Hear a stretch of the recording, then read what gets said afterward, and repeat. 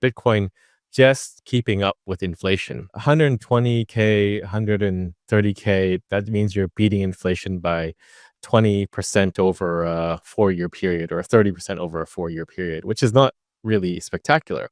So I think we have a lot of room to run. The bull market has legs, and I think we can go probably anywhere up to 500,000 to a million in the next 12 months. In my opinion, as a Bitcoiner, measuring your performance in dollars is not that impressive. My coffee's gone up in dollar terms. This chair has gone up in dollar terms. So is the S&P, so is the Mag 7, so is Bitcoin. Everything goes up in dollar terms because fiat continues to get debased. So what we want to measure ourselves in is Bitcoin. Bitcoin is the new hurdle rate. Bitcoin's price action in July 2025 has sparked renewed debate among analysts and investors. Hovering around $118,000 after hitting an all-time high of $123,000, the asset's sideways movement has many wondering, is this just a brief pause before another breakout, or a sign of cooling momentum? Despite a recent 4% dip in the overall crypto market cap, Bitcoin continues to outperform most altcoins, according to the Altcoin Season Index, reinforcing its dominant position in the current cycle. Ethereum has also seen impressive gains, climbing over 50% in July to hold near $3,800. This surge has been supported by steady ETF inflows and the US SEC's recent approval of in-kind redemptions for spot Bitcoin and Ethereum ETFs, a move widely seen as a catalyst for increased liquidity and institutional confidence. With over $86 billion in corporate treasuries now reportedly allocated to crypto and the U.S. establishing a strategic Bitcoin reserve through executive order, institutional involvement is stronger than ever. Some analysts predict a temporary dip to $112,000, followed by a potential rally above $130,000, with long-term targets ranging between $180,000 and $250,000 by year-end. In this shifting landscape, evaluating performance solely in dollar terms misses the bigger picture, especially in an inflationary environment. Increasingly, investors are benchmarking assets against Bitcoin itself, which is viewed as a scarce, resilient, and globally recognized store of value. Industry voices like Samson Mow and Jack Mallers have both weighed in on this evolving standard, emphasizing that Bitcoin is not just leading in price, but in defining the future of financial measurement. Well, if you break down the inflation rate, the real inflation rate, and you peg it to something real like eggs, you get 11% annually. So if you apply that to the previous all-time high in 2021, that takes us to somewhere around 101K. So, that's kind of the floor. That's just keeping up with inflation. That's Bitcoin just keeping up with inflation. So 120K, 130K, that means you're beating inflation by 20% over a 4-year period or 30% over a 4-year period, which is not really spectacular. So I think we have a lot of room to run. The bull market has legs, and I think we can go probably anywhere up to 500,000 to a million in the next 12 months, because this is also a delayed market movement too. If you think about it, we should have ran already. We should already have been at 200,000 a coin, and we're still at 120. Why you think that the 200K benchmark is more of a adequate one compared to where we are now? Well, it has to do with all the adoption happening in the world today. You have countries adopting Bitcoin. You have the ETFs, which are just taking in a massive amount of capital and eliminate the bottleneck for moving capital into Bitcoin from the legacy markets. There is no more barrier. Cyber criminals are getting smarter, and everyday investors are the new target. You worked hard for your crypto. Don't lose it to a scam. Recently, attackers bribed offshore agents at major crypto platforms, stealing names, birth dates, even social security numbers. They drained real accounts in seconds. No blockchain hack, just human error. Once it's gone in crypto, it's gone. That's why ITrust Capital created the Premium Custody Account, the most secure way to protect your asset. It's a closed-loop system, meaning funds can only move between you and your account. Even if someone gained access, they can't steal your crypto. Backed by institutional-grade custody at no extra cost. Sleep easy knowing your investments are locked down. Click the link, use code DOSE7, and get a $100 funding bonus. Start protecting your future with ITrust Capital. And then you have companies like Strategy and now Blockstream that are also moving into the treasury space. And Strategy alone has accumulated 600,000 plus Bitcoin. So, just like doing quick back of the napkin math, it just doesn't seem possible that we are still hovering around, inflation adjusted Bitcoin all time highs from 4 years ago at 100 to 120,000. We should be well over 200,000 just by my approximate estimate. So the Genius Act, it adds clarity, but I don't think it changes fundamentally anything about Bitcoin. It gives a better structure and guidance on stablecoin issuers, and that is good for stablecoin issuers. But even without that, I see stablecoins continuing to grow.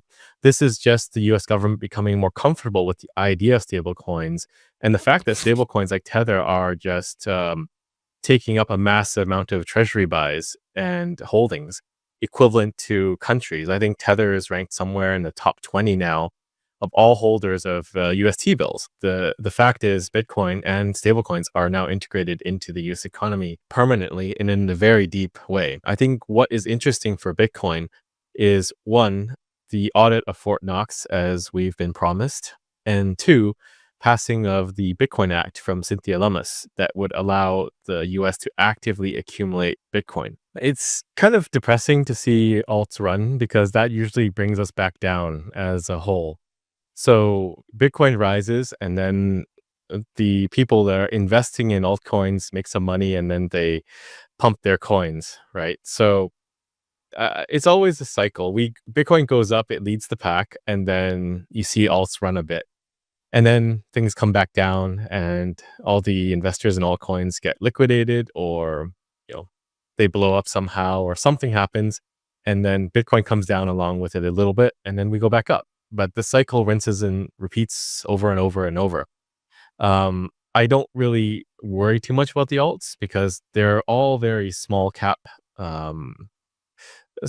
coins, and compared to Bitcoin, it doesn't really matter. They can easily manipulate the floats and move their prices, and they can drive their prices through direct announcements like Ripple trying to do business. Samson Mow explained that real inflation, based on everyday goods like eggs, is closer to 11% annually.